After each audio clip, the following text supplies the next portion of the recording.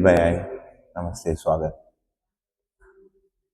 तो ये हमारा प्रोजेक्टर में ग्लेयर ज़्यादा आ रहा है, तो उस ग्रुप में तो मैंने नोट्स भेजा था, थोड़ा हम प्लस माइनस करके चला नए गए। लोग आए हैं और पहले वालों की भी डिमांड है कि एक बार वापस ये हाँ हाँ रिकैप कर लें, जी।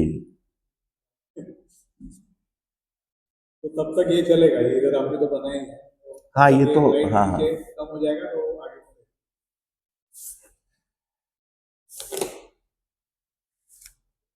तो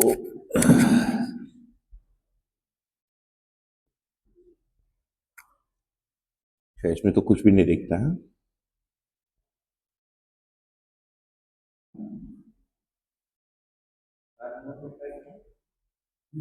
ठीक है, आपको दिखेगा नहीं, जो नहीं दिख रहा है उसको मैं खोल के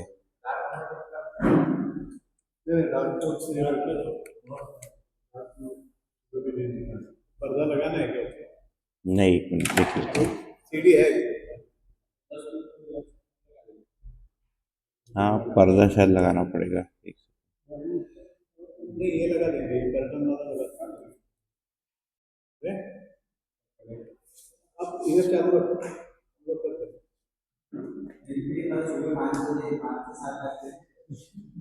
अभी अभी आप रिकैप कर रहे हो ना, तो अभी इसकी जरूरत नहीं। आज का हो जाएगा।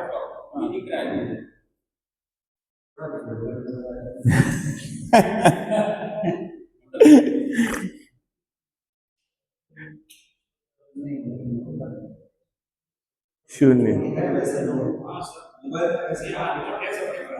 हाँ ठीक है ना, और कल उसको लगा देंगे।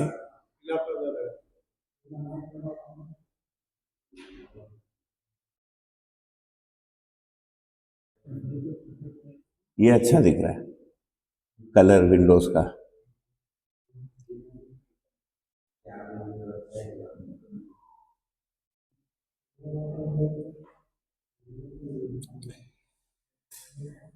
चलिए ठीक है, जैसा भी है आगे बढ़ेंगे। तो सवेरे वाली चर्चा से इतनी बात हुई थी कि एक है कि अध्ययन, अभ्यास और जीना, तीनों में अंतर संबंध क्या है, इसको पता करना एक मुख्य विषय वस्तु है। जिसको अध्ययन कह रहे हैं, बाबा जी ने तो एक परिभाषा दिया है, अधिष्ठान की साक्षी, है ना, जो सभी लोगों को याद हो गया था। दूसरा एक जगह लिखते हैं, हर शब्द का, या बोलते हैं समाज में, हर शब्द का अर्थ होता है अर्थ के स्वरूप में, अस्तित्व में वस्तु होता है, अस्तित्व के वस्तु के साथ तदाकार होना। और अभ्यास, अब अभ्यास को अभ्यास दर्शन और कर्म दर्शन दोनों में थोड़ा थोड़ा लिखा है, लेकिन एक एक मतलब लाइन का परिभाषा दिया। व्यवहार अभ्यास के लिए, है ना, कर्म अभ्यास के लिए, वैसे ही शास्त्र अभ्यास के लिए। तो इन तीनों को, हमारे जीने को, अध्ययन को और अभ्यास को चित्रित करने के क्रम में हमने चर्चा शुरू की थी। और उसमें भी मुख्य मुद्दा ये था कि यदि एक बार चित्रित होके यदि सेट हो गया, फिर आजीवन सेट रहता है ना। तो इसमें मैंने एक बात रखी थी कि दर्शन में दो चीजों को बाबा जी ने एक साथ लिखा है। एक है कि मनुष्य के रूप में जीने के अर्थ में समाधान, और दूसरा जिसको जागृति या जीवन जागृति कह रहे हैं ना, इन सभी चीजों को एक साथ ही लिखा है। कई बार हम इसको अलग नहीं कर पाते हैं, तो जागृति और जागृति पूर्णता की चर्चा हो जाती है, लेकिन मानव रूप में जीने वाला भाग ठीक से पकड़ में नहीं आता। जिसको समाधान कह रहे हैं, उसका सर्वप्रथम जो स्थिर बिंदु है वो अवधारणा है। तो अवधारणा में ये कह रहे हैं कि जो भी वास्तविकताएं हैं वो जीने में तथा तात्विक रूप में हमारे अंदर स्थिर हो जाए। इसका मतलब क्या हुआ कि मेरे जीने का जितना फैलाव है, जितना स्पेक्ट्रम है, उससे संबंधित जो मूलभूत जो नियम है, उसका ज्ञान मुझे यदि हो गया, तो उस नियम से मेरे फिर बहुत सारे उत्तर उस परिप्रेक्ष्य में निकलेंगे। तो इस अर्थ में मानव के रूप में अपने आप को यदि चित्रित करने जाएंगे, तो कई दो तीन विधियां दिए हैं बाबा जी ने, है ना। अनुभव, विचार, व्यवहार, व्यवसाय, या मनुष्य के जीने के चार आयाम हैं। ये सुख के अर्थ में दिया मानव व्यवहार दर्शन में। भौतिक सुख क्षणिक, बौद्धिक सुख दीर्घ परिणामी, तथा आध्यात्मिक सुख नित्य तथा अपरिणामी, है ना। तो बौद्धिक सुख वाले पक्ष को मैंने बौद्धिक और व्यवहारिक दोनों पक्षों में इधर खोल दिया है।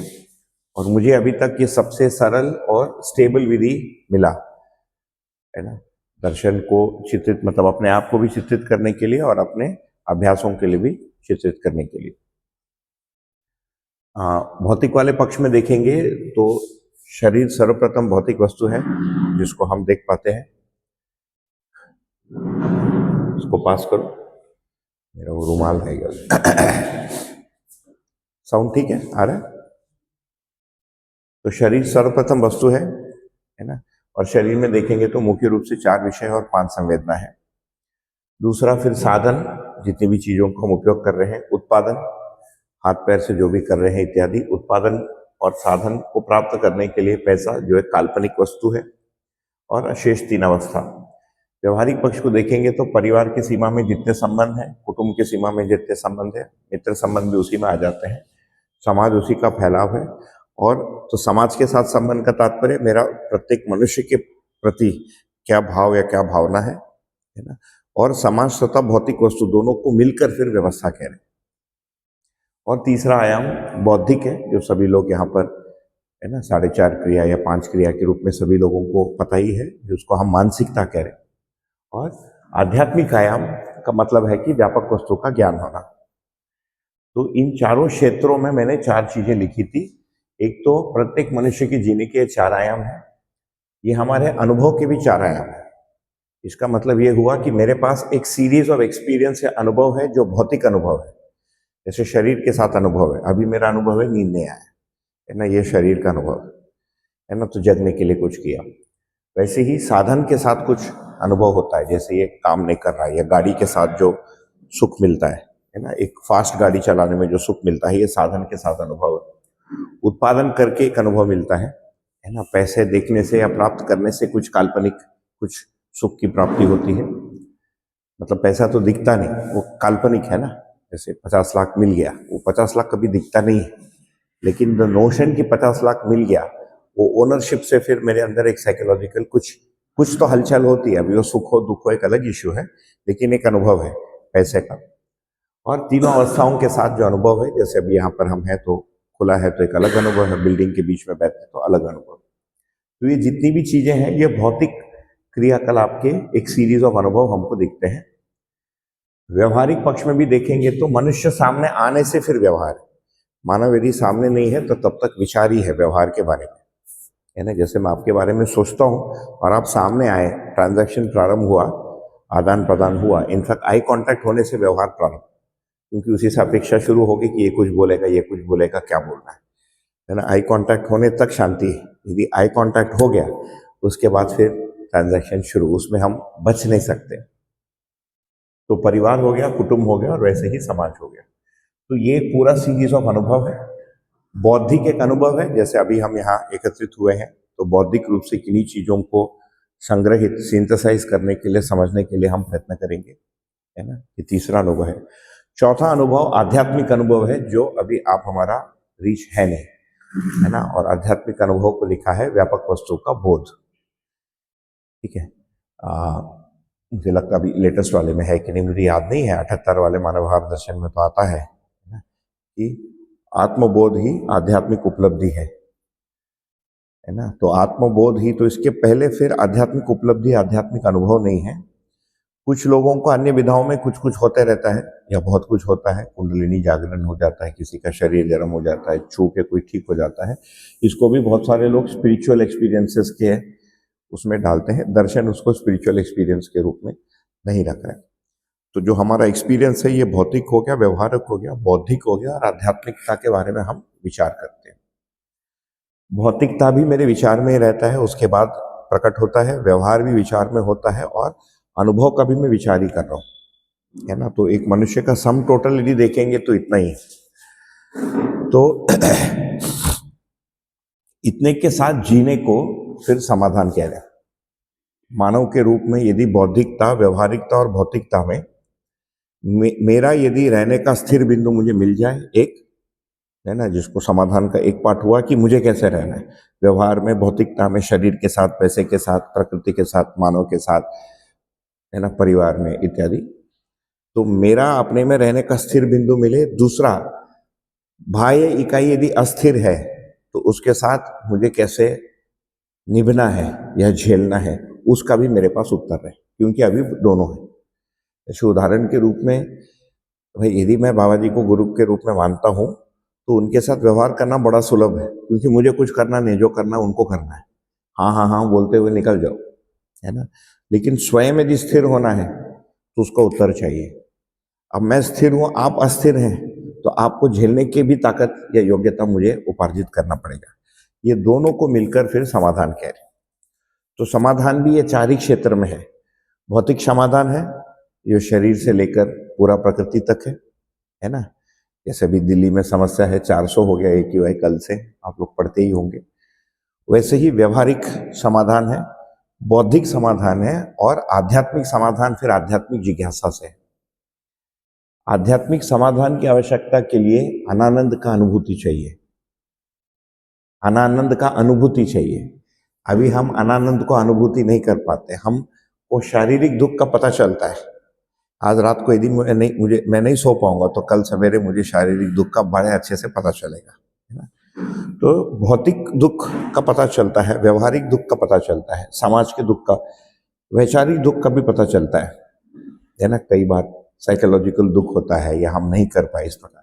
आध्यात्मिक दुख अभी किसी को होगा तो होगा, है ना, लेकिन आध्यात्मिक दुख का नाम ही है जिज्ञासा, अनानंद, है ना। तो अनुभव दर्शन का पहला लाइन उस दुख से शुरू हो रहा है, अब ब्रह्म जिज्ञासा है। हाँ जी, अनानंद बुद्धि की वो स्थिति है जब आत्मबोध विमुख है। बुद्धि जब आत्मा के अनुरूप नहीं हो पाता है, इसका नाम अनानंद। चित्त जब बुद्धि के अनुरूप नहीं हो पाता है, इसका नाम असंतोष। वृत्ति जब चित्त के अनुरूप नहीं होता है, इसका नाम अशांति।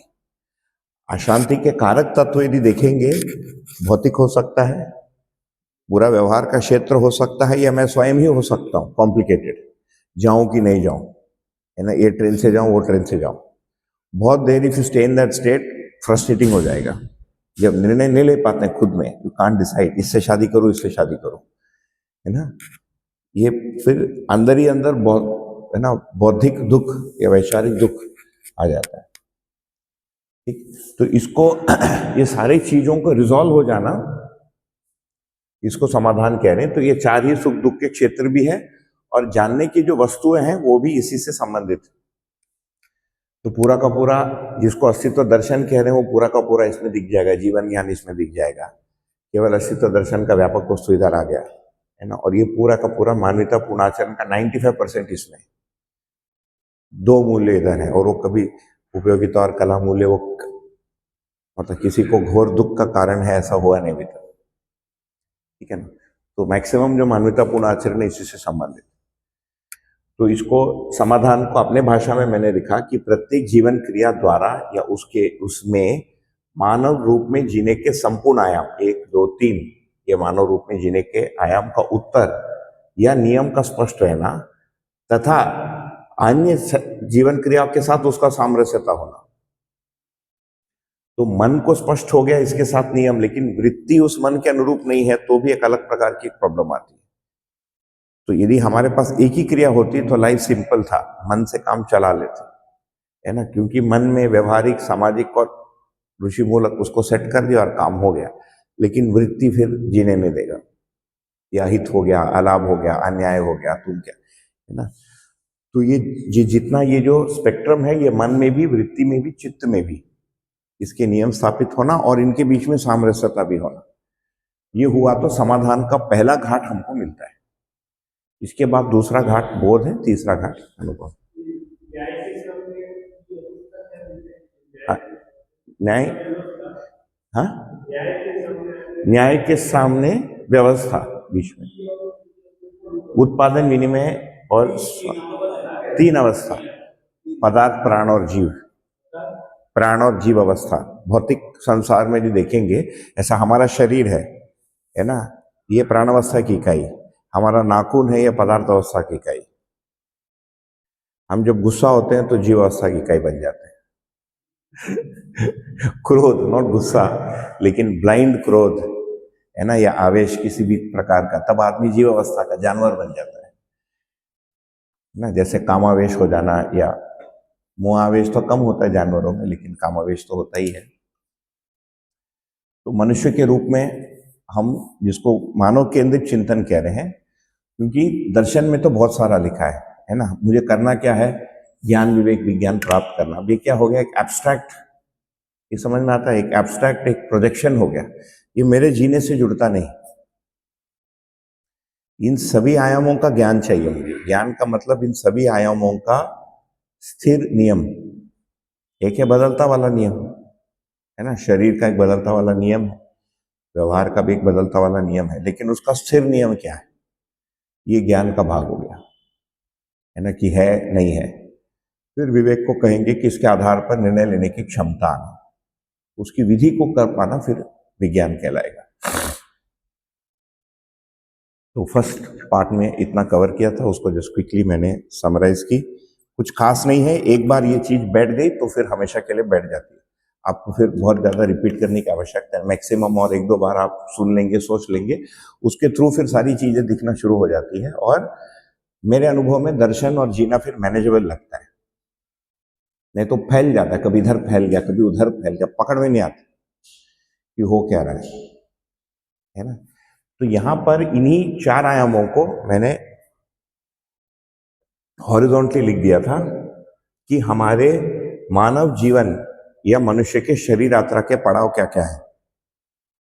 तो बाल्यावस्था से लेकर विद्यार्थी तक का एक पड़ाव है, उसके बाद भौतिक जीवन में प्रवेश है, जब हम कार्य शुरू करते हैं, चाहे घर में हो चाहे बाहर हो। उसके बाद गृहस्थी में प्रवेश होता है। 99% लोग विवाह करते ही है ना, 1% या उससे कम लोग नहीं करते होंगे मुझे लगता है। और समाज के साथ हमारा कोई संबंध। तो ये एक नेचुरल हमारे शरीर यात्रा के प्रोग्रेशन के बारे में बात हुई थी। ओके, इसमें ये भी मैंने कहा कि बायोलॉजिकली यदि हमारी शरीर यात्रा यहाँ आ गई और हम विद्यार्थी बनना चाहते हैं तो वो किचकिच करेगा, और इसको हमको स्वीकार लेना चाहिए। कई बार ये टसल में हम रहते हैं कि मैं अध्ययन नहीं कर पा रहा हूँ, नहीं कर पाएंगे क्योंकि ये शुरू हो गया। जब जब उपलब्ध था 78 में तो सोए थे या और कहीं थे, या नहीं पैदा हुए थे, नियति साथ नहीं दी, कुछ कर नहीं सकते,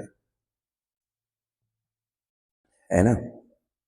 रिसेंटली कोई व्यक्ति मिले थे, वो 1 डजन बार अमरकंटक गए थे जब बाबा जी जीवित थे मंदिर में, और ये नहीं पता था वो प्रणेता सामने रहता है। उसके बाद जीवनोदय क्या वो माथा ऐसा ऐसा मुंह कर रहा था। मैं 12 बार गया हूं, बोला तो सामने घर था और दिखा नहीं। कुछ लक भी चाहिए, है ना, नियति, क्या करेंगे। ठीक वैसे ही जैसे भौतिक जीवन यदि प्रारंभ हो गया तो यहां पर जो लिखा था, तो आय का स्रोत होना अनिवार्य हो जाता है, उसके साथ पुनः विद्यार्थी के जीवन में प्रवेश करना कठिन हो जाता है। तो उसमें युद्ध के स्थान पर एक को स्थिर करके दूसरे को करना पड़ेगा, या स्वीकारना पड़ेगा कि यहां घाटा होगा। ये कर रहे हैं तो स्वीकारना पड़ेगा यहां घाटा होगा, नहीं तो वो मतलब हमारा जर्नी अपने में एक समस्या हो जाता है, समाधान का जर्नी एक समस्या हो जाएगा कि इसको मैं सॉल्व नहीं कर पा रहा हूं, इधर की उधर। सिमिलरली गृहस्थी में यदि प्रवेश हो गया तो गृहस्थी की आवश्यकताओं को तो पूरा तो करना पड़ेगा। अगेन उसमें हम व्यवहार अभ्यास वाले टॉपिक पाएंगे तो और बात कर सकते हैं कि कितना हम करें, है ना, लेकिन कुछ बेसिक चीजें तो करनी पड़ेगी। विवाह नहीं किया तो भी ये तो आपको है ही, परिवार तो है ही, माता पिता तो है ही। एक ही केस में माता पिता नहीं है संन्यास लेने से, तो ये दर्शन उसका प्रतिपादन नहीं कर रहा है। उसी में आप माता पिता को कट करके नाम ही बदल देते हैं, फिर माता पिता आके आपके पैर छूते हैं संन्यास लेने के बाद, है ना। तो ये मानव शरीर यात्रा के पड़ाव के बारे में बात हुई। दूसरा, ये 4 प्रकार की प्रवृत्तियां के लोग हमको दिखते हैं। एक पूर्व प्रवृत्ति, इसको पूर्व संस्कार भी बोल सकते हैं। प्रवृत्ति शब्द टेक्निकली दर्शन में नेगेटिविटी के लिए यूज किया है, प्रवृत्ति वृत्ति निवृत्ति ऐसा लिखा है, हमने उसको लूज सेंस में भी लिया है ना, क्योंकि पूर्व संस्कार यदि बोलेंगे, पूर्व संस्कार अपने में 2 घंटे का एक टॉपिक है ना, कि वो फिर बोध के पहले संस्कार होता है कि नहीं, फिर चित्त में होता है कि वृत्ति में होता है। तो इसको ब्रॉडली प्रवृत्ति, जिसको इंग्लिश में बोलेंगे इंक्लिनेशन, झुकाव, है ना, where are you tilted towards, आपका मेक क्या है। एक मेक है कि बौद्धिक प्रधान है ना, बौद्धिकता से किक मिलता है और ये हमारा प्रधान वो है। दूसरा है कार्यशील प्रवृत्ति का, काम करना पड़ता है ना। भौतिकता का मतलब है कार्य, कर्म से काम करना। इस अर्थ में देखेंगे तो अल्टरनेटिव लिविंग, है ना, खेती बाड़ी कुछ भी, यदि खेती कर रहा है तो उसका अल्टरनेटिव, यदि जॉब कर रहा है तो खेती उसका अल्टरनेटिव, कुछ तो, है ना।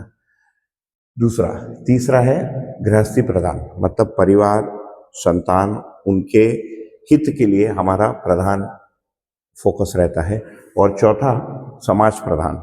समाज में प्रधानता का मतलब परोपकार प्रधान। समाज प्रधान का मतलब इन दिस केस क्या कहेंगे उसको, परोपकार, है ना, दूसरे के उपकार करने की प्रवृत्ति।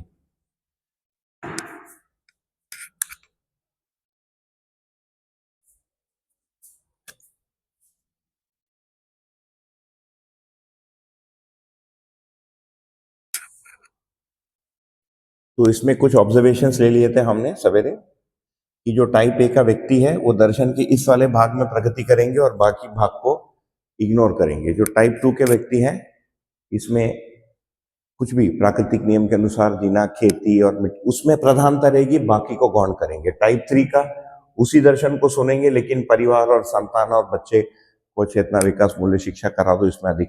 जो टाइप 4 के हैं वो फिर अधिकाधिक संसार में फैलाने के लिए सोचेंगे।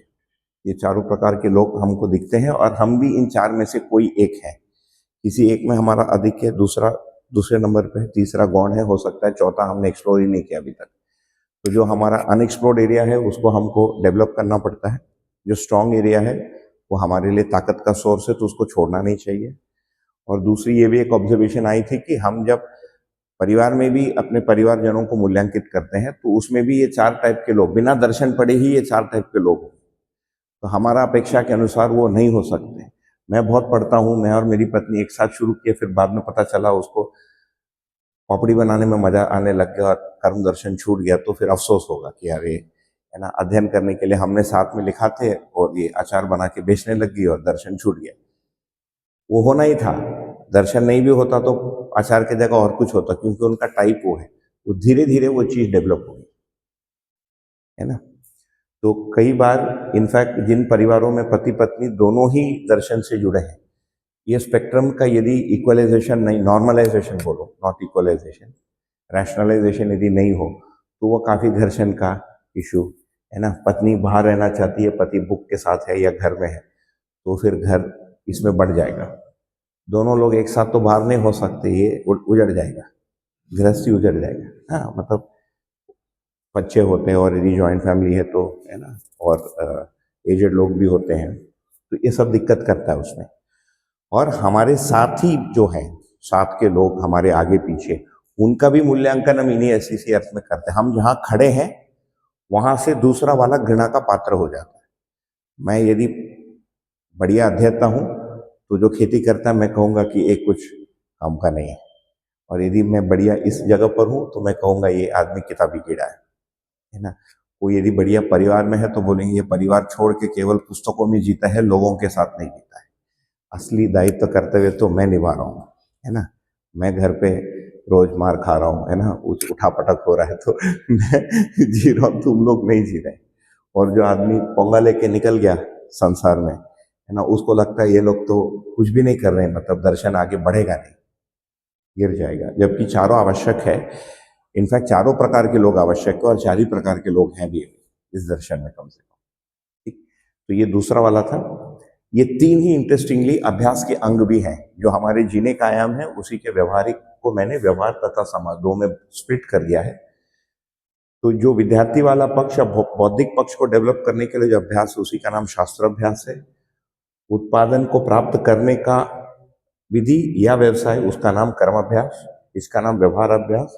ये अलग से अभ्यास दिया नहीं है लेकिन अपने दर्शन में बहुत प्रचलन में है, इजीली होता है यही। शिविर ऑर्गेनाइज करना, सम्मेलन ऑर्गेनाइज करना, टेलीफोन करना, पोस्टर बनाना, या शोध पत्र, मतलब आपको कैसे जागृत होना मैं लिख के दे दूं आपके लिए, है ना, उसमें ज्यादा मजा आता है। तो ये इजीली ठीक है, तो ये इसलिए इसको अलग से रखा, हालांकि दर्शन में इसको अलग से मेंशन नहीं है, केवल व्यवस्था में भागीदारी लिखे, है ना। तो ये भी कई बार लगता है कि भागीदारी भी, देखिए अनदर इंटरेस्टिंग ऑब्जर्वेशन जस्ट ध्यान में रखने के लिए, भागीदारी का मतलब इतना ही है कि हम पार्टिसिपेट करेंगे, इसका नाम भागीदारी है ना। इसके मूल में क्या है, जिम्मेदारी। याद आया ये, इसके मूल में इसके मूल में भागीदारी का मतलब है कि वो पार्टिसिपेट करेगा। बेसिकली कह रहे हैं कि क्योंकि प्रत्येक इकाई व्यवस्था में है और समग्र व्यवस्था में भागीदार है, उससे वो आइसोलेटेड नहीं है। जो परंपरागत एक कल्पना आती है कि मनुष्य को यदि ज्ञान हो गया तो उससे वो मुक्त होकर रहता है ना। उसके कई सारे बहुत उदाहरण भी देते हैं। लेकिन यहाँ पर भागीदारी जो कहा जा रहा है वो इस अर्थ में है। तो यहाँ पर जब हम भागीदारी कह रहे हैं, समाज व्यवस्था में भागीदारी, परिवार में झाड़ू मार रहा हूं तो परिवार व्यवस्था में भागीदार, ठीक है। इसको, ये भी एक कॉमन एरर है। और दूसरा कॉमन एरर है सामाजिकता और समाज में भागीदारी को सिनोनिमस मान लेना। सामाजिकता का मतलब है संपूर्ण संबंध तथा संपर्कों का निर्वाह। तो संबंध एवं संपर्क तो इधर है ना, यहाँ तो केवल संपर्क है ना। तो समाज में कार्य करने को हम कई बार सामाजिकता मान लेते हैं बोलचाल में, और बहुत सारे लोग उसको उपयोग करते हैं। वहाँ की सामाजिकता बहुत अच्छी है, मतलब बहुत सारे लोग यदि हंस खिलकर खेल बात कर रहे हैं उसको सामाजिकता बोलते हैं। जैसे सामाजिकता बाबा जी उसको एक और पर्टिकुलर सेंस में यूज किए हैं। तो ये अभ्यास के अंग हो गए। तो इन्हीं के अनुसार हमारा प्रतिदिन का हम दिनचर्या भी बना सकते हैं कि मेरा एक समय शास्त्र के अभ्यास बौद्धिक पक्ष के विकास के लिए, इसके विकास के लिए, इसके विकास के लिए, इसके विकास के लिए। पांचवा एक अभ्यास लिखा है जीवन क्रिया को निरीक्षण करने का अभ्यास, में जागृति विधि साधना बोल के है, उसको हम देखेंगे आगे। और अंतिम अभ्यास को लिखा था ये E1, इसी का एक्सटेंडेड पार्ट का नाम है चिंतन अभ्यास। चिंतन अभ्यास का मतलब साक्षात्कार से लेकर अनुभव में परिवर्तित होने की जो प्रक्रिया है, इसका नाम चिंतन अभ्यास। इसको एक जगह योगाभ्यास से भी जोड़ के लिखे है ना। तो ये दो शब्द एक ही अर्थ में है, चिंतन अभ्यास और योगाभ्यास। तो इन अभ्यासों को करते हुए अध्ययन होता है।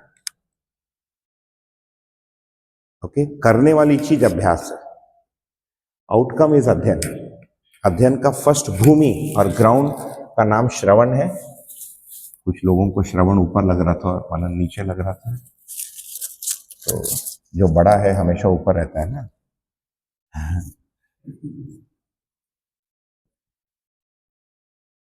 श्रवण की भूमि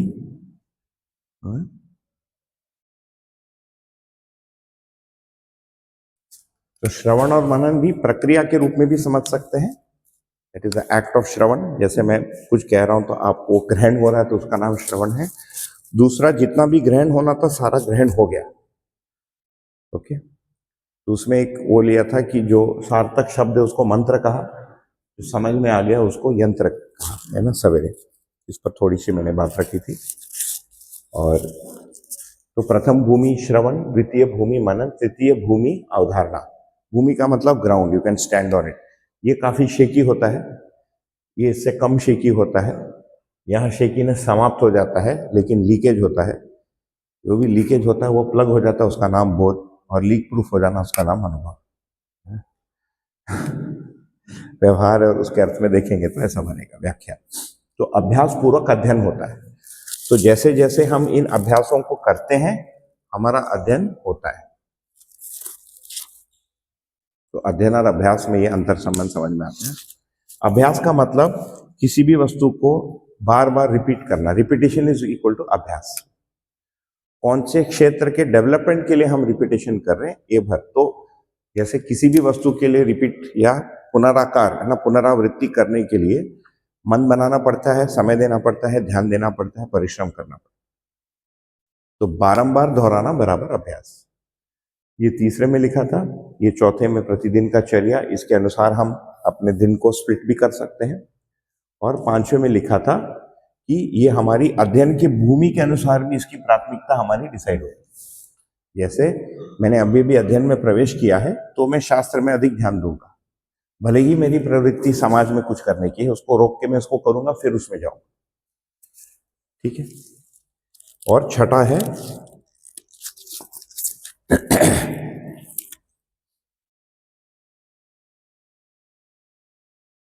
पारिवारिक परिस्थिति।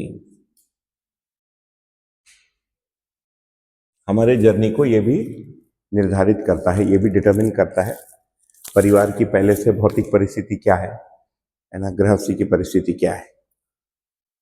ये भी डिटरमिन करता है कि इस रास्ते में हम कहां पर कितना समय कैसे दे सकते हैं। कभी कभार अनुकूलता हो जाती है किसी किसी का, 20s में वो भी कुछ ढूंढ रहा है या ढूंढ रहे थे, कुछ मिल जाता है, भौतिक जीवन भी साथ दे देता है, परिवार भी साथ दे देता है, तो पूरा समय निकल पाता है। उसमें यदि मिसमैच हो गया तो फिर नहीं होता है। ठीक है, तो इन चीजों को देखकर फिर हम निर्णय ले सकते हैं कि हमको अभ्यास के कौन से अंग पर ध्यान देना है।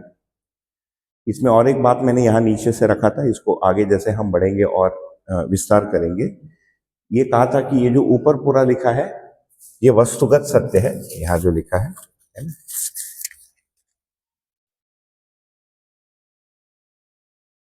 दर्शन में एक्सपेक्टेशन है कि हमको बचपन से ही सही वस्तु मिली है ना, घर में सारे श्रमशील थे और उत्पादन सुलभ तो पहले से बना था, 500 आम के पेड़ थे और मार्केट पहले से सेट है, पिताजी देव मानव है, भाई अवधारणा में है ना, और गांव का सरपंच दिव्य मानव। ठीक है, स्थिर मूल्य में अध्ययन को कह रहे हैं। ओके, मतलब मजाक नहीं कर रहा हूं, सच में, for things to work out ये सीक्वेंस चाहिए। ये वस्तुगत सत्य है, समाज में अखंडता है, श्रम मूल्य सम विनिमय सिद्धांत यहाँ पर उपयोग हो रहा है विनिमय व्यवस्था के लिए, सभा विधि से सारे निर्णय हो रहे हैं, है ना, और केवल संतान प्राप्ति के लिए जो है जनसंख्या नियंत्रण हो गया, क्योंकि केवल संतान प्राप्ति के लिए बच्चे हो रहे थे। वस्तु स्थिति को यदि देखेंगे, जिसको परिस्थिति कहेंगे, तो एक एक की परिस्थिति के रूप में यदि हम देखेंगे तो यही पाते हैं कि विद्यार्थी के अर्थ में हमको या तो शब्द से तकलीफ है, शब्द या भाषा, भाषा यदि आता है अर्थ ओझल हो जा रहा है, अर्थ यदि आता है तो हमारी स्मरण शक्ति एक निर्भरता है, दूसरा हमारा तर्क क्षमता, कुछ तर्क भी लगता है दर्शन के लिए, ये दर्शन का प्रेजेंटेशन काफी तार्किक है ना, और ओवरऑल इसके लिए पात्रता तथा पूर्व प्रवृत्ति या पूर्व वृत्ति, ये वस्तु स्थिति दर्शन नागराज जी का है, लेकिन उनका स्टार्टिंग क्वेश्चन मेरा स्टार्टिंग क्वेश्चन में बहुत अंतर है ना, तो उसके अनुपात में ही उसकी प्रगति होगी, इसको स्वीकारना पड़ेगा, ये एक वस्तु स्थिति। मैं उनके साथ यदि वो करूं कि उनको 18 साल में हुआ तो मैं भी 15th ईयर में ट्राई करूंगा, ट्राई कर सकते हैं, कोई तकलीफ नहीं है, करना ही चाहिए, लेकिन अपेक्षा उसके अनुरूप बना लेंगे तो काफी तकलीफ देगा वो, है ना। तो इसमें हम और इसको और आगे देखेंगे जब थोड़ा और डिटेल आएगा कि हमारे अंदर और हम और चीजों को कैसे हम पहचान पाए कि मैं कहाँ पर खड़ा हूं। वैसे ही हमारे भौतिक जीवन के लिए देखेंगे तो परिवार में पहले से प्राप्त धन, हमारा अपना व्यवसाय है ना, और धन की उपलब्धि, निपुणता, अवसर और पैसे का जो मूवमेंट है, कितना महंगा हुआ, कितना चीजें कितनी जल्दी महंगी हो जा रही है, जिसको इन्फ्लेशन कह रहे हैं, ये एक बड़ा वस्तु स्थिति है, और दर्शन में इसका कोई एंट्री है ही नहीं। बाबा जी के अनुसार पेट्रोल अभी भी 12 रुपए है ना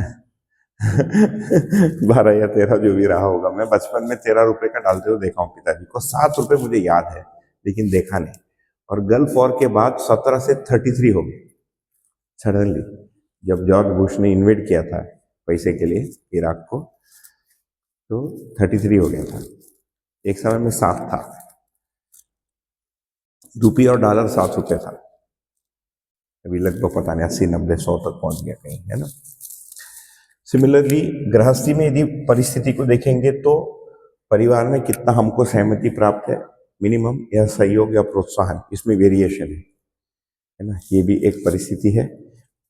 अधिकांश लोगों के घरों में आप बोलेंगे यदि दर्शन करने जाएंगे तो उसकी बहुत मैंने स्वीकृति या एक्सेप्टेंस बहुत सुलभता से आती नहीं, क्योंकि पुराना का बहुत लंबा छाप है कि परिवार छोड़ देंगे, ये छोड़ देंगे, इस प्रकार का, है ना, तो प्रोत्साहन कम ही मिलता है ना। कौन से माँ बाप बोलते वाह मेरे शेर, मैं यही सुनना चाह रहा था तुमसे कि तुम दर्शन अध्ययन करना चाहते हो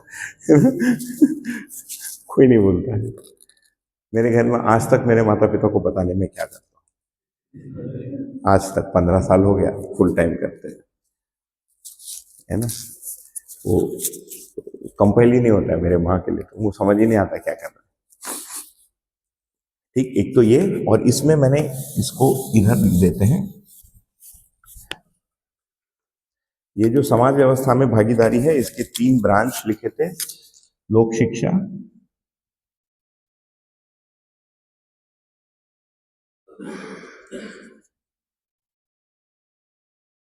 शिक्षा का मानवीकरण और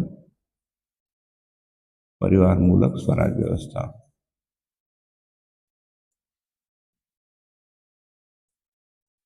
इसमें भागीदारी करना और तथा इसमें उत्पादन सुलभता, विनिमय सुलभता, ये सब वस्तु कर सकते हैं। ठीक? इसमें परिस्थितियों के लिए देखेंगे तो शिक्षा व्यापार के रूप में है और शिक्षा में हमको सीबीएसई मिलेगा, है ना, या आईसीएसई मिलेगा या स्टेट बोर्ड मिलेगा, राइट। उत्पादन को देखेंगे, दर्शन जिसको सबसे ऊपर कोटि का उत्पादन मान रहा है उसका सबसे मिनिमम वैल्यू है आज के समाज में, है ना। दर्शन बोल रहा है खुद का यदि कमा के मतलब उगा के खाओगे ये सबसे ऊपर है, साधना के लिए सबसे अच्छा है, लेकिन कॉस्ट ऑफ लिविंग के लिए सबसे लो है, राइट। वैसे ही विनिमय को यदि देखेंगे, विनिमय की सुलभता नहीं है ना, और बाकी समाज की जितनी प्रॉब्लम्स है अपनी जगह है। तो जब हम मनुष्य के रूप में जीने की बात कर रहे हैं तो इसका हम अध्ययन करके साधना करेंगे और इससे निभना पड़ेगा। इसको अध्ययन किए बिना, इसको स्वीकारे बिना हम निभ नहीं पाएंगे। उदाहरण के रूप में मैंने पढ़ लिया, मेरे मानस में आ जाता है कि मेरे बच्चे को मुझे चेतना विकास मूल्य शिक्षा ही एक करना है, और जो हमको कभी किन्होंने पढ़ाया होगा उन्होंने बोला होगा आज का सारा शिक्षा बेकार है, और वो बैठ गया और वैसा स्कूल ही नहीं है बाहर, तो कहाँ से शुरू करेंगे? बोलेंगे हम स्कूल में भेजेंगे, घर पे बैठाएंगे। या मैंने स्कूल लिया, शुरू किया, मैंने मान लो मैंने सीबीएसई एफिलिएशन ली, तो ये बोलेंगे देखो ये दर्शन का अध्ययन कर रहा बोलता है और सीबीएसई का स्कूल चला रहा है, कितना मतलब कितना खराब स्कूल है, इसमें केवल चेतना विकास शुद्ध बुद्ध स्कूल चाहिए, है ना। और ये सब घटित घटनाएं हैं, राइट।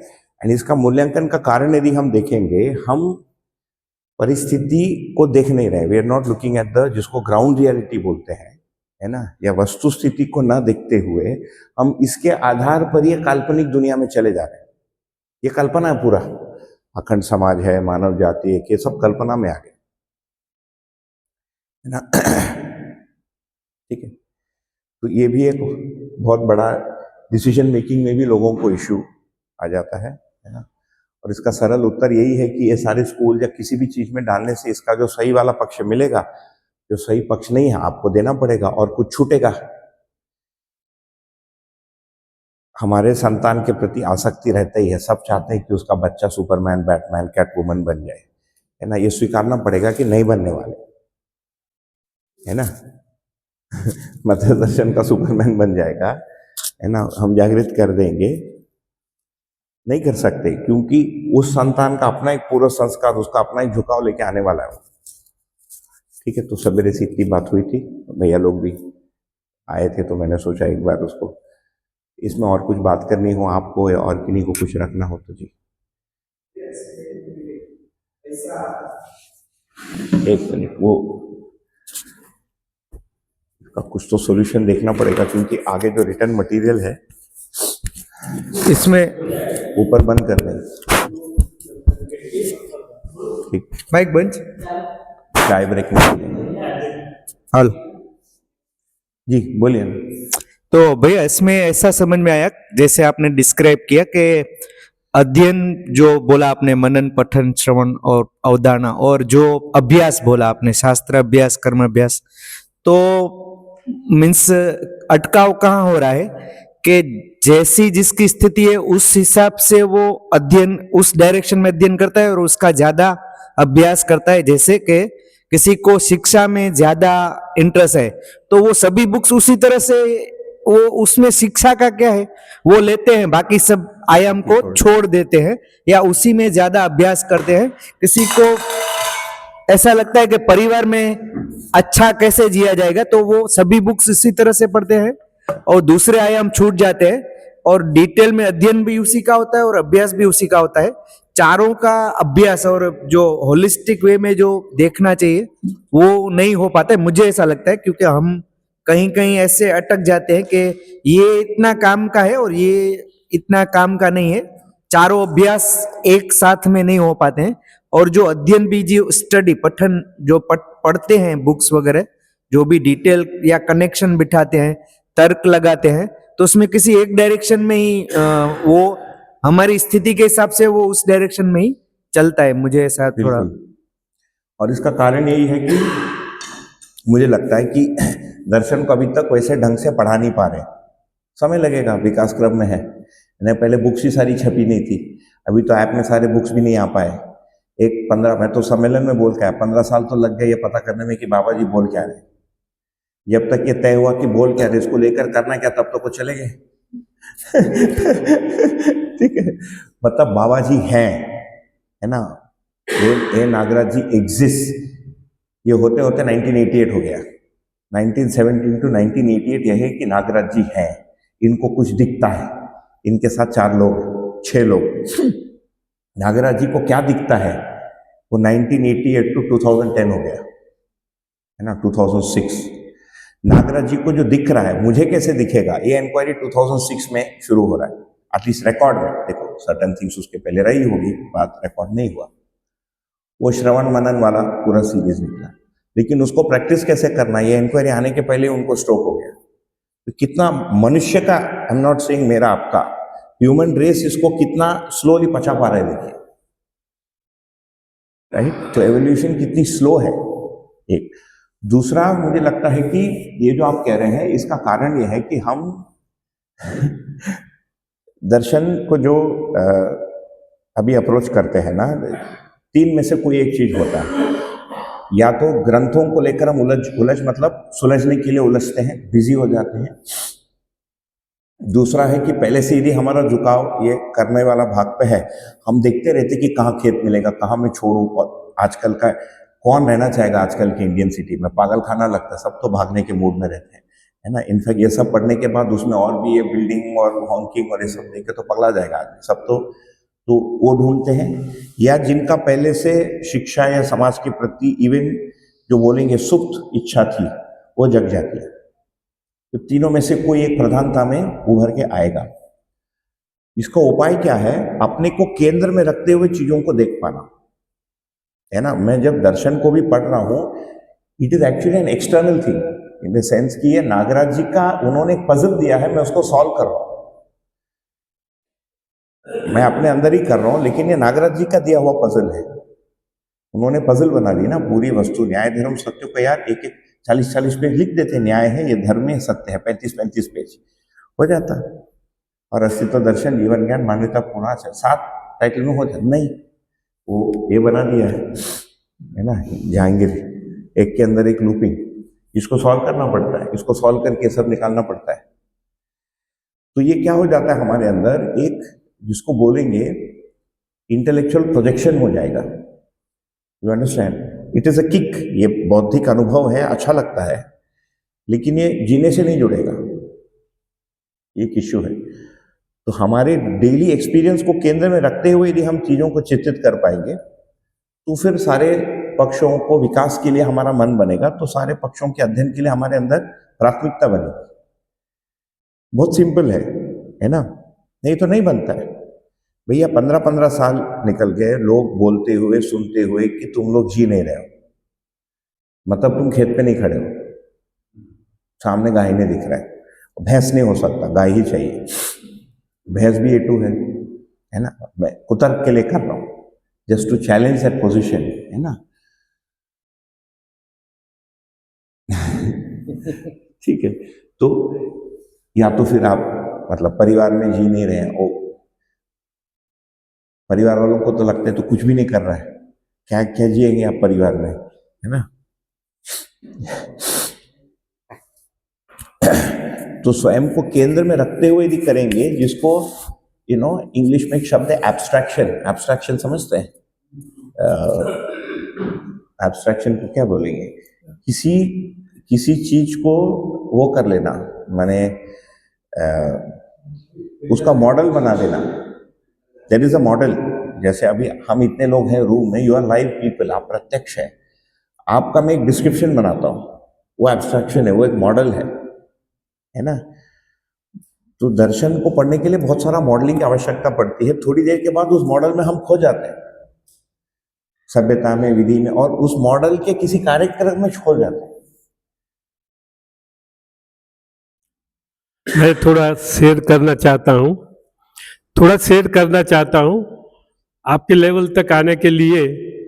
अभी कुछ हद तक मेरा तुलन कर रहा हूँ, आपके प्रबोधक का तुलन नहीं है, पर मेरे लिए जो हुआ वो अच्छा ही हुआ कि पहले स्तर पर सोम त्यागी जी का जो आरंभिक है उनका लेवल तो जो है वो है, लेकिन मेरा लेवल सुरेश भाई से शुरू हुआ। ऐसे तो दिशा में वो एक लेवल था, वो पोएटिक और बहुत बढ़िया मेरे लिए।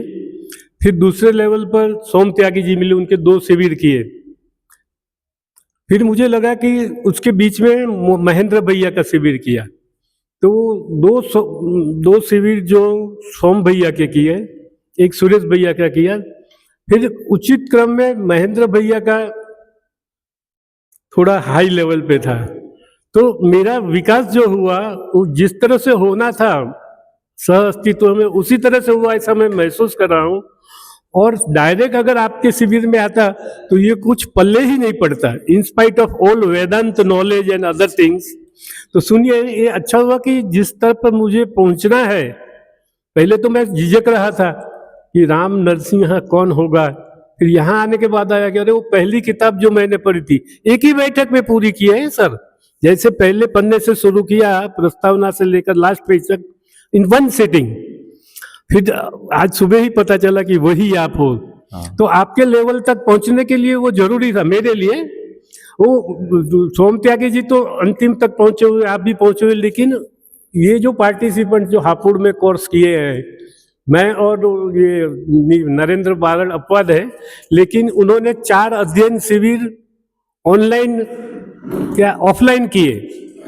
तो हमारा लेवल अभी इन सिद्धांतों को, यानी नागराज जी का दर्शन कितना महान है कि उसको पहुंचते पहुंचे, जैसे वो पर्वत पे चढ़ाई करते हैं ना, तो चढ़ने वाला ऐसे सांस ले लेके फिर। तो आपके अभी जो ये पहले सत्र में थोड़ा कम पल्ले पड़ा था और थोड़ा सेटिंग हो रहा था, लेकिन इस सत्र में और जो नोट्स अभी मैंने देखे तो मुझे लगा कि वाह, राम नरसिंहा जी, राम नरसिंहा जी, अरे श्री राम नरसिंहा जी। नहीं, यानी ये जो आपका कंटेंट भी देख रहा हूँ, शोध पत्र, और दूसरा कॉम्प्लीमेंट समझो तो कॉम्प्लीमेंट आपने लिखा है श्री राम नरसिंहा विद्यार्थी 2025 तक, यानी आज की डेट में भी आप विद्यार्थी होकर दूसरे विद्यार्थियों, ये आपकी भूमिका है। हर एक प्रबोधक की आपके दर्शन में देखता हूँ वही भूमिका रही है, और निस्वार्थ भाव से अपना सब करके, जो तो कहने की जरूरत नहीं, सब जानते हैं जो आप कर रहे हो। तो आपके लेवल तक आने के लिए एक ऊंचाई चाहिए, और इससे और ऊंचाई क्या होगी, जो नागराज जी का दर्शन है उसको पूरी तरह से समझने में। तो शायद लगता है कि इस जन्म में तो बहुत लेट हो गया है, बार बार मैं रोता हूँ। पहले वाले में मानव शरीर यात्रा का पड़ाव, हाँ, तो पड़ाव जो है, लेकिन पड़ाव में आप ठीक पड़ाव पे जा रहे हैं। नहीं, तो आपके पड़ाव पे आना, ये सीधे सीधे आना, किसी को भी आप डायरेक्ट आपकी शिविर में, मैं तो बोलता हूँ प्रबोधकों को, वो थोड़ा सा मैं उसको और थोड़ा स्पष्ट, यानी आप मासेस के नहीं, क्लास के टीचर हैं, आप मासेस में भी जा सकते हैं, ऐसा नहीं है कि आपको डिसकम्प्लीमेंट दे रहा हूँ। लेकिन इस शिविर में जो स्तर है वो स्पष्ट दिख रहा है कि आप अटेंटिव नहीं रहेंगे, इधर उधर मन भटकेगा तो कुछ छूट जाएगा। हालांकि आपके नोट बहुत बढ़िया है, और ये सच में पीएचडी के लायक जो शोध निबंध है या लघु शोध, तो इसके बाद भी आपके पास क्या खजाना होगा, इसके पॉइंट और 90 लेसन ये वो सब देखा। धन्य है, मैं धन्य हो गया यहाँ आकर, पहले दिन ही मेरा प्रतिभाव दे रहा हूँ। धन्यवाद। दर्शन का धन्य हो। और मैं ये भी स्पष्ट कर दूं, ये जो पर्टिकुलर सत्र है वो मतलब ये अज्यूम करता है कि कुछ बुक्स पढ़ के ही लोग आए हैं, और मैंने कहा ये जो गुच्छा बैठा है इधर, ये 3-4 बार पढ़े हैं, तो उनके अनुसार भी थोड़ा सा वो स्पीड भी बढ़ा दिया है ना। लेकिन परिचयात्मक शिविर में उतना ही रखा जाता है। आपने जो बाकी जो शिविरों के नाम लिए वो फिर उस स्तर के अनुसार ही रखेंगे।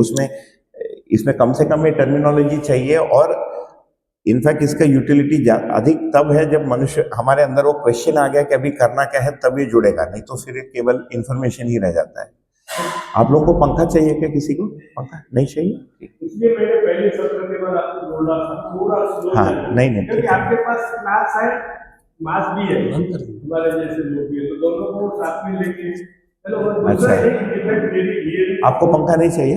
ये फिर तो इधर प्रपोजल इधर आ जाइए आप, कुर्सी लेके, क्योंकि वो एक ही पंखा है और मुझे ही करते हैं, तो इसको चालू कर। ठीक है, पीछे का करना है अच्छा, ये जरूरी है? जरूरत नहीं है, पीछे का करना है। ठीक है, ठीक है, आ जाइए। ठीक पहला था ठीक है, तो ये अभी बोर्ड पे दिख नहीं रहा है, लेकिन आप फोन पे भी खोलेंगे तो ये पेज नंबर जी जी भैया।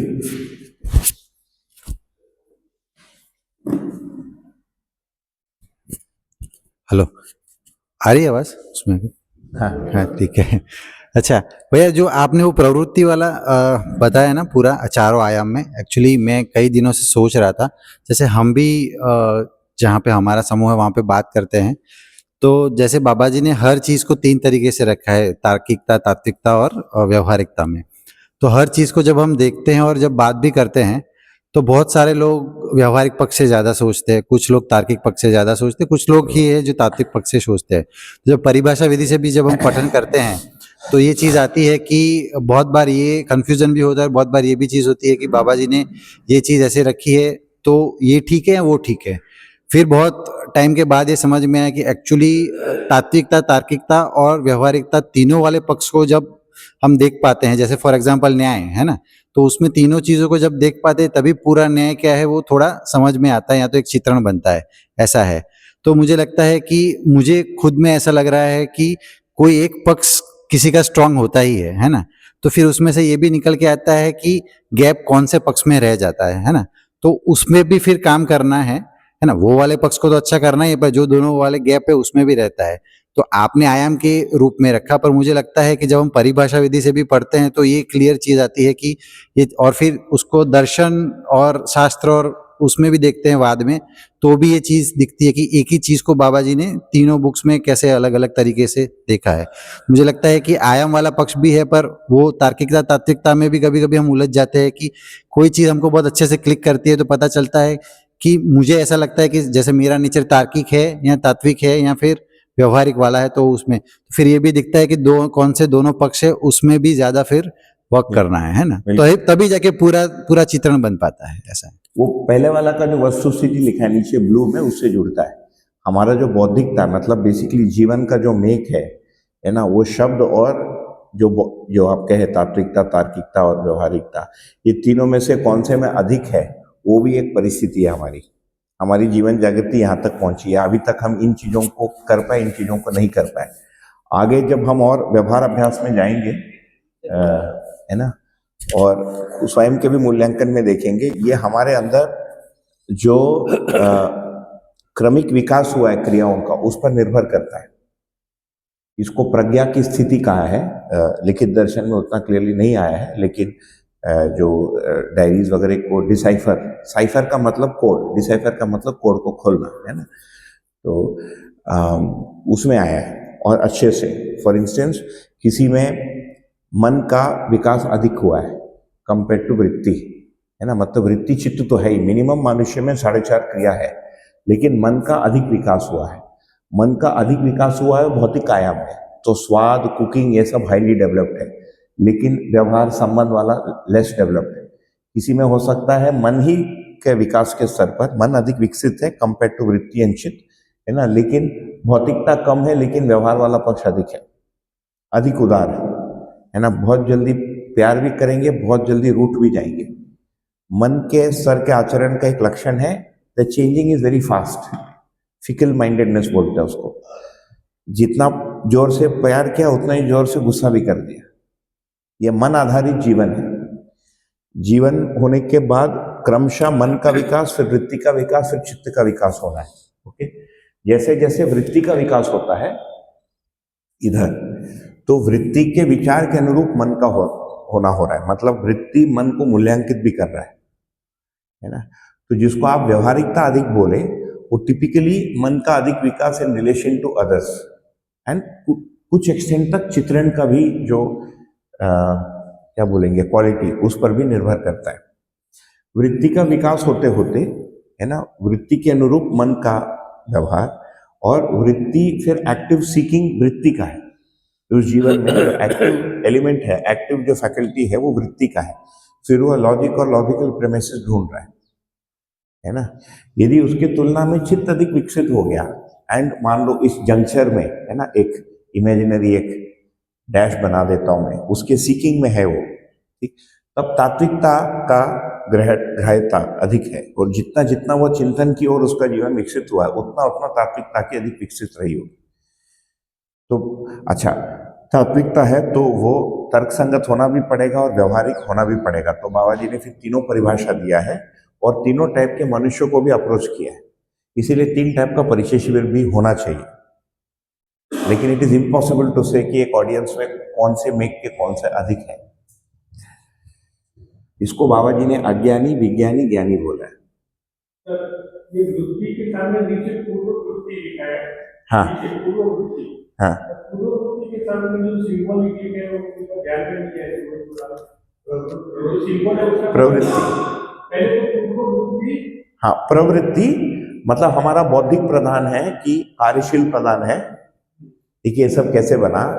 2012 में मैं बाबा जी को धूप सेकने के लिए पीछे ले गया था अमरकंटक में, है ना। तो कैसे बना, मतलब ऐसे बहुत सारा डेटा, इंफॉर्मेशन, प्रोसेसिंग, सिंथेसिस, मेरा थोड़ा हैबिट है इक्वेशन बनाना, एल्गोरिदम बनाना। तो कोई खेत में काम कर रहा था और धूप सेक रहे थे, मैं पीछे तेल डाल रहा था। तो मेरी ओर मुड़े नहीं, ऐसे ही बोलते हैं इस धरती पर मनुष्य 3 श्रेणी में पाया जाता है। सडनली इस धरती पर, अब इसके पहले पता नहीं कहाँ थे ना, सोए थे, आके बोले इस धरती पर मनुष्य 3 श्रेणी में पाया जाता है ना। बोले पहले एक कार्यशील प्रवृत्ति का आदमी, फिर किसी को पॉइंट आउट करके, फिर बोले उपदेशशील प्रवृत्ति का आदमी, बोले तीसरा एक है चिंतनशील प्रवृत्ति का आदमी, है ना। इन तीनों के जीवन में मन, वृत्ति, चित्त का जो डेवलपमेंट है ये अलग अलग स्थिति का है। ओके, इसके लिए बहुत सुंदर नाम दिया है एक नहीं, नंबर 4 है ये। अनफॉर्चुनेटली हमारा प्रोजेक्टर वो हो गया है, 4। हाँ हाँ हाँ, ये बात, हाँ ठीक है ना। तो ये हमारी, तो इसमें यदि हम देखेंगे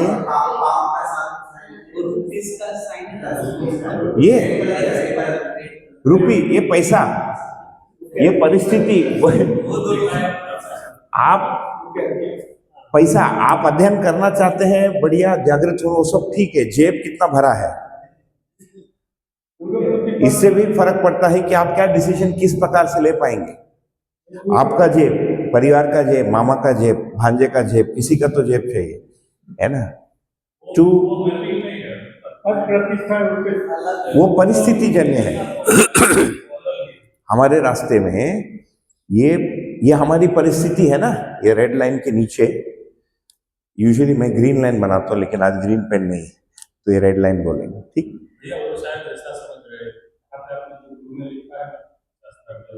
हाँ हाँ, नहीं, ये ऐसा है, देखिए ये ऐसा है, ये कॉलम ऐसे है, इसको ऐसा समझिए, ठीक है। ये वस्तुगत सत्य है, ये उसका वस्तु स्थिति है ना। तो वस्तु स्थिति में जीवन जागृति क्रम में मैं कहां पर हूं,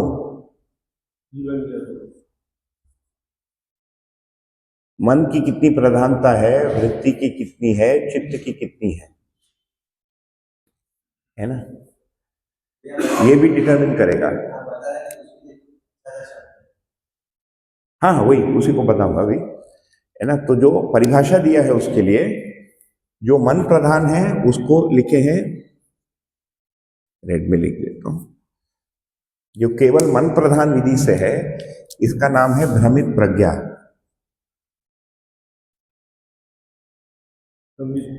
इसको पशु मानव कह रहे हैं। ओके, जब वृत्ति सक्रिय हो जाता है, वृत्ति तथा चित्त, उसको लिखे हैं भ्रमित प्रज्ञाशील, भ्रमित प्रज्ञा, उसके बाद लिखा है भ्रमित प्रज्ञाशील। डिप्लॉय कर पा रहे, भ्रम ही है लेकिन हलचल कर पा रहा है। और इसमें कितना रेंज सोचिए ना, मतलब इंडस्ट्री लगाने से लेकर फिजिक्स के इक्वेशन सॉल्व करने तक एक पूरा रेंज है, समाज सेवा भी, ये बहुत इंटरेस्टिंग है। और इसके साथ यदि हम इसको देखेंगे,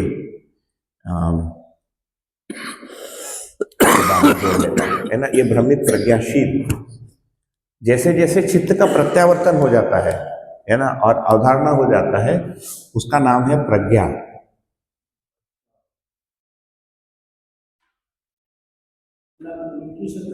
हाँ जी, नहीं, इंटेलिजेंस, इंटेलिजेंस।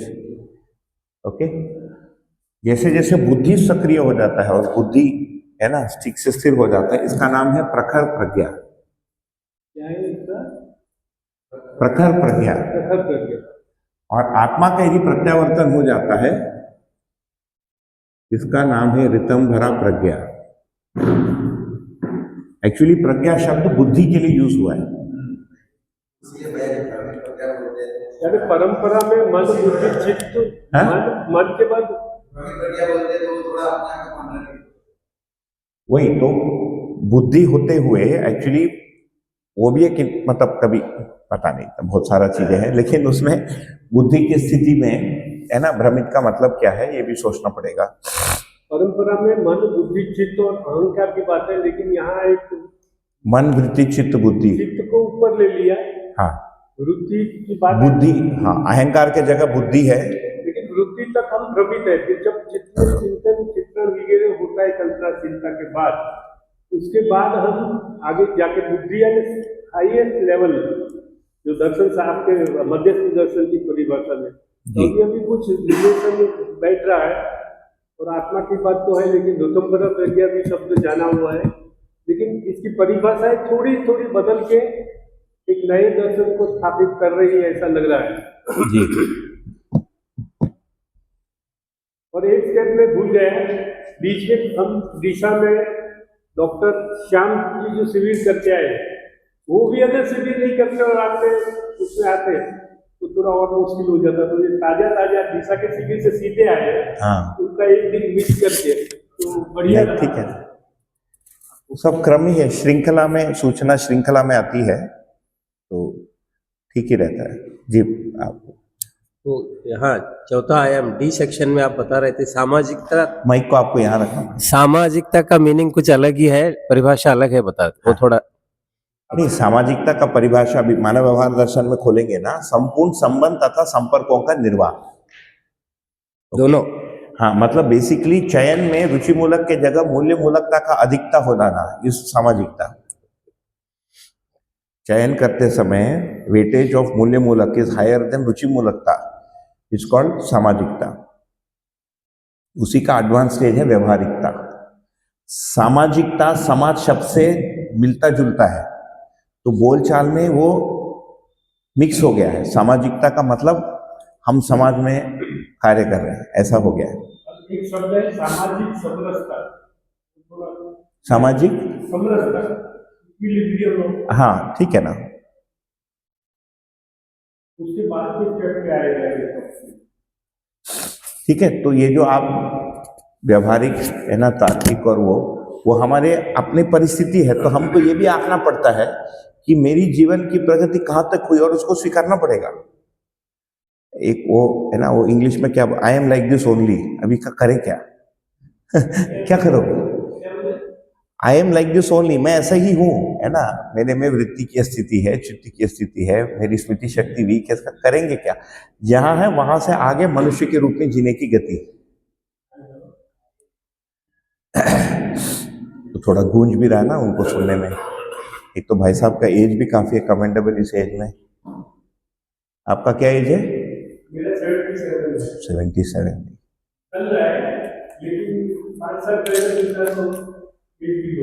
अच्छा, 5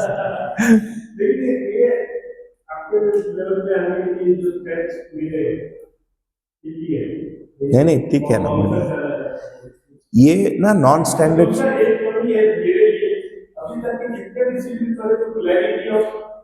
अभी आपका ये लगाने के बाद थोड़ा क्लैरिटी आ रहा है। हाँ, दूसरा मेरे क्या दिक्कत है, नहीं, ये हाँ थैली काम है। बाकी आप जो शिविर किए उनका अपना जगह ही, ये उधारी का जगह है, यही मिला उधारी में और फ्री में। जो मैकेनिक्स है हॉल का, एक्चुअली एक उपाय था कि हमारे डाइनिंग रूम में ही करें, लास्ट टाइम हमने किया था, उसमें बिल्कुल इको नहीं है ना, लेकिन उसमें इतने लोग थोड़े कंजेस्टेड भी रहेंगे और दूसरा अभी गर्म रहेगा वो, क्योंकि ऊपर वो उसका पतरा है, एस्बेस्टॉस है, लेकिन ये मैनेजेबल है ना, वो इरिटेटिंग। हाँ नहीं ठीक नहीं, सुनाई देने वाला मेरे में भी थोड़ा कम है, अभी से शुरू हो गया।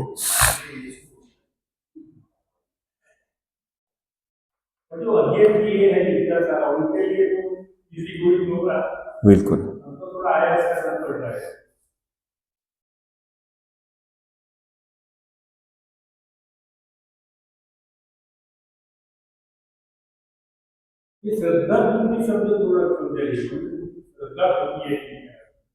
है?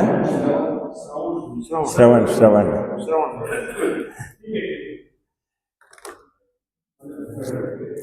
इसके ऊपर इसके जो आस्वादन है इसको भी लिख सकते हैं हम।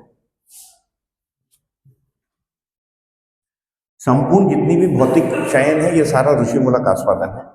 92 का एक बहुत अच्छा वो है बाबा जी का चार्ट, सब लाइब्रेरी में उपलब्ध है ना, आप निकाल सकते हैं। 92 का नीचे नागौर, श्री राम प्रेस नागौर लिखा उसमें नीचे, उसमें ऋषिमूलकता के नीचे लिखते हैं विषय सुख, है ना, विषय सुख, इसको विषय सुख लिखा है, इसको उत्पादन सुख, इसको साधन सुख।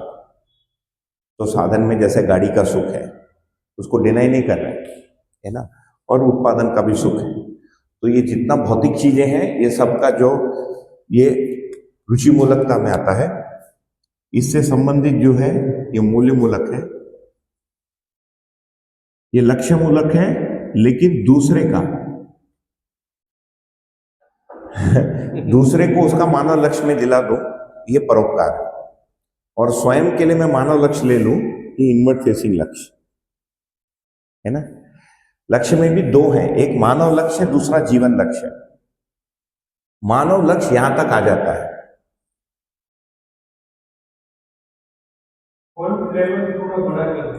अच्छा ठीक, हाँ ठीक, इसीलिए मैं बोलते भी जा रहा हूं।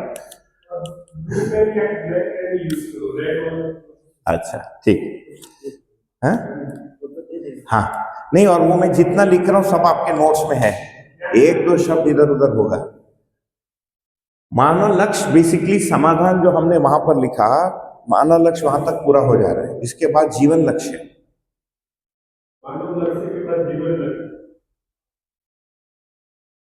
है ना। जीवन लक्ष्य फिर विश्राम और गंतव्य, वो फिर उस जीवन का अपना यात्रा है, तब तक वो मानव लक्ष्य पूरा होना।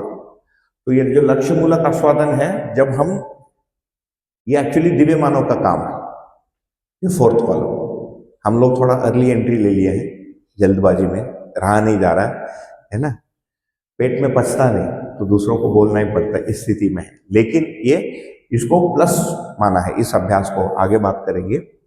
तो ये जो लक्ष्य है, ये लक्ष्य मूलक आस्वादन मानव लक्ष्य के अर्थ में चयन करना, और स्वयं के लक्ष्य के अर्थ में, है ना, चयन करना, ये यहां पर आ गया।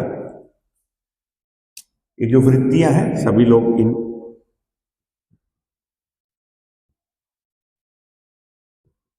ये वृत्ति का आधार है दृष्टियों के रूप में। उसके बाद में लिख रहा हूं परिवार न्याय, इसको स्प्लिट कर रहा हूं, ओके। समाज न्याय,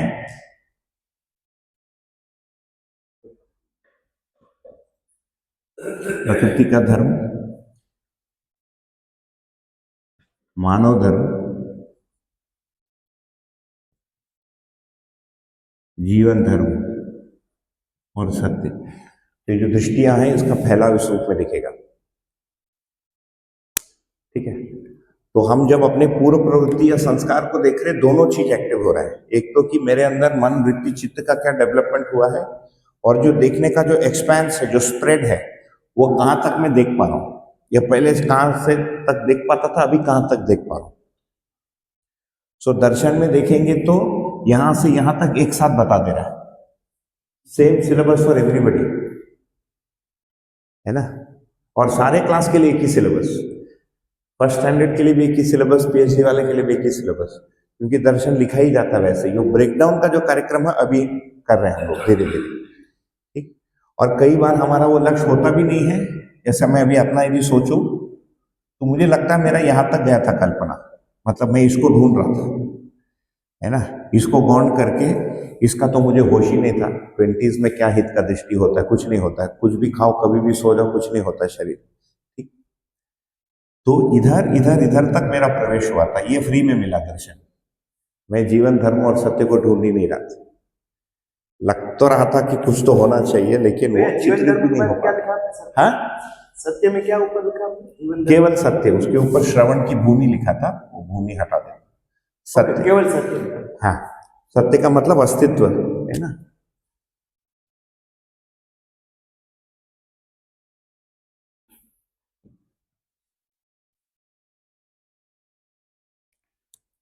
ठीक है। ये तो जब न्याय दृष्टि कह रहे हैं उसमें दोनों आ जा रहा है, ये मिलकर धर्म है, ये मिलकर फिर सत्य है। तो जैसे जैसे हमारे अंदर ये शब्द जाते हैं, ये सब उससे संबंधित है, तो हमारा जीवन वहां तक फैलता है ना। ये हमारा कंसर्न वहां तक जाता, पहले कंसर्न गया ही नहीं रहता है, ठीक है। तो ये अध्ययन, अभ्यास और जीना, तीन चीजों को मुझे एक जनरल समझ ही रखना था, ताकि आगे हम अपने अभ्यास को इसके अर्थ में देख पाए। जिंदगी का मतलब है इसको आगे बढ़ाना, मतलब जहां तक प्रगति हुई है। वहाँ पे जैसे आपने जो लक्ष्य रखे, कि आपने अगर दूसरे के लिए लक्ष्य को फॉलो कर, आपने बोला कि अगर हम खुद के लिए लक्ष्य की जैसे बात करें तो भौतिकता में चला जाता है इनवर्ड।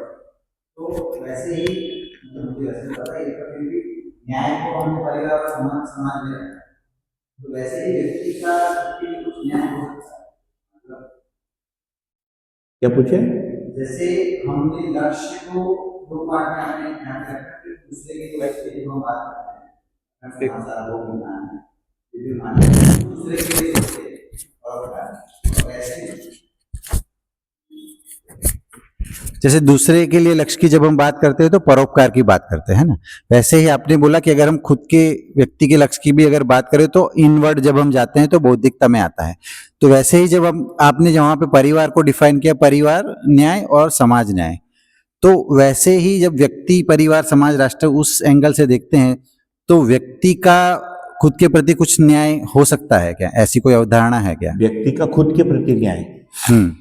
जैसे मैंने थोड़ा उसके बारे में सोचा तो मुझे ऐसा लगा कि अगर जब हम दर्शन में आते हैं और हमको न्याय करना है खुद के प्रति, है ना, जब इनवर्ड जाते हैं तो एक है कि हम ये कर सकते हैं कि हम कितना समय उस वातावरण में बने रहे, है ना, और कितना हम वांग्मय से जुड़ पाते हैं या ऐसे समूह से जुड़ पाते हैं जिससे कि हम पे परिस्थिति हावी ना हो जाए। क्योंकि एक बार शिविर करके या कुछ करके घर पे जाते हैं, वातावरण में वापस जाते हैं तो ऑब्वियसली वो हावी हो ही जाता है ना।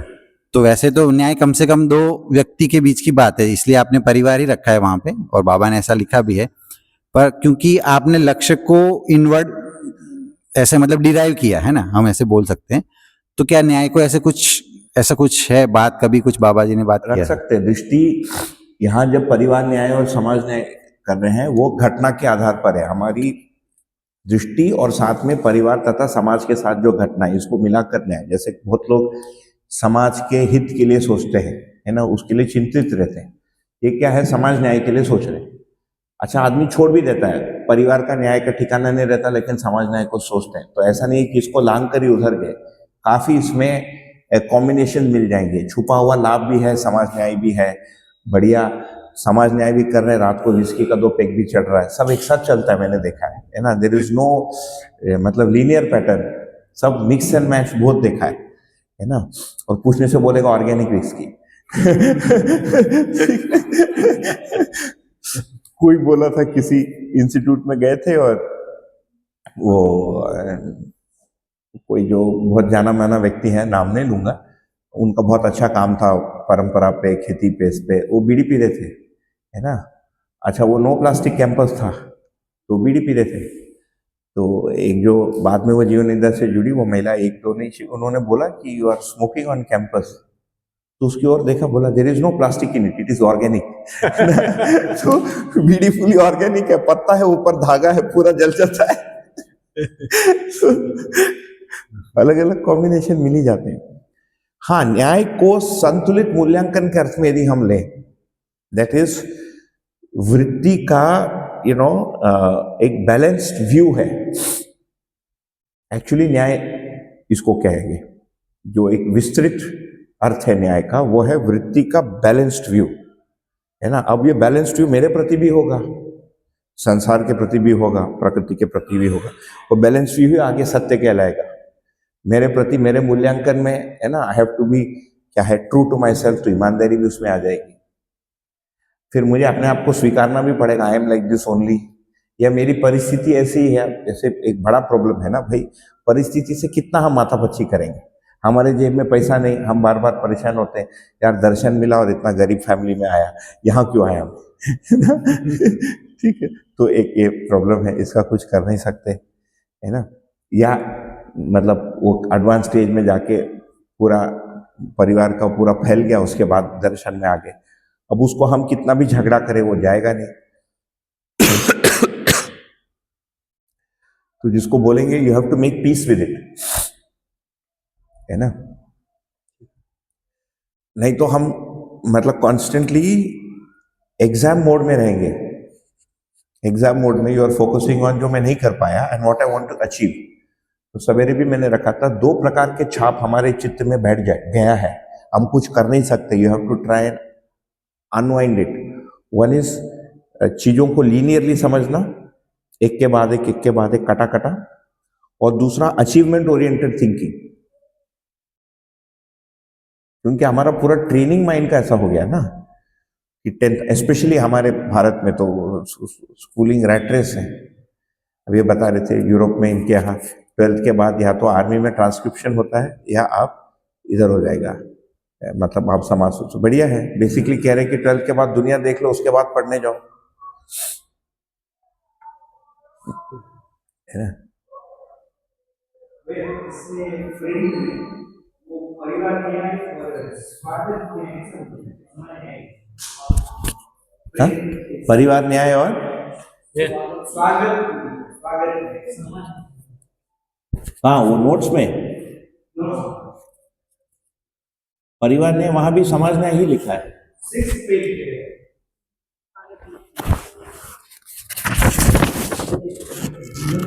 5th पेज, हाँ अच्छा 6th पेज, हाँ 6th पेज वही है। अरे नहीं नहीं, वो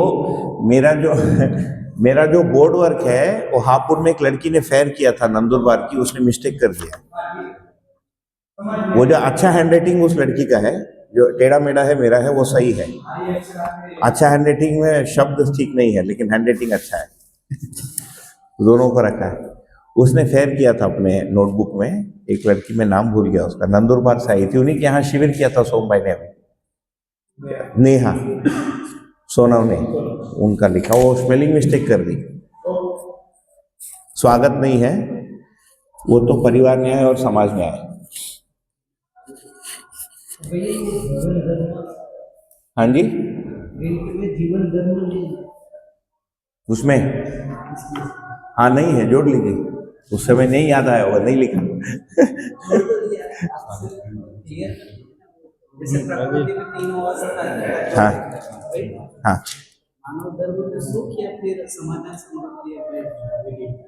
वही सुख शांति संतोष तक मानव धर्म है, उसके साथ समाधान समृद्धि अभय है। एक्चुअली जीवन धर्म को देखेंगे तो आनंद है। मानव धर्म सुख शांति संतोष है ना। हमको अकम्पनीमेंट भी मिल गया, आदर्शवादी परंपरा का गाना है। भक्ति मूवमेंट काफी है महाराष्ट्र में, ठीक है ना। तो ये जो जीवन क्रिया, तो आगे हमको जो करना है, एक एक अभ्यास को हम खोलेंगे, बहुत सिंपल है। शास्त्र अभ्यास को खोलेंगे, बंद कर देंगे, व्यवहार अभ्यास को खोलेंगे, बंद कर देंगे, कर्म अभ्यास को खोलेंगे, बंद कर देंगे, और सारे अभ्यास में, स्पेशली कर्म अभ्यास में, दोनों पक्षों को लेंगे। अच्छा, ये लाइव है, ये वो निकला है, डिंडी बोलते हैं उसको। ये अभी पंढरपुर जाएंगे? नहीं, कहीं तो जाएंगे। अभी रोड पे भी काफी हाँ, हम आते समय भी देखे थे, व्हेन वी वर ड्राइविंग। अरे इनका जबरदस्त नियंत्रण है। It's very interesting this. If you are curious you can go out and take, because you will not see it in Europe, and if you come and you will not see it anywhere other than Maharashtra. White clothes में गांव पूरा 15-20 people का टोली निकलता है with no money. 800 to 1000 kilometre चलते जाएंगे भजन गाते हुए, जगह जगह रुकेंगे, लोग उनको खाना खिलाएंगे, जाएंगे। पैसा नहीं रहता, पैसा नहीं रखते।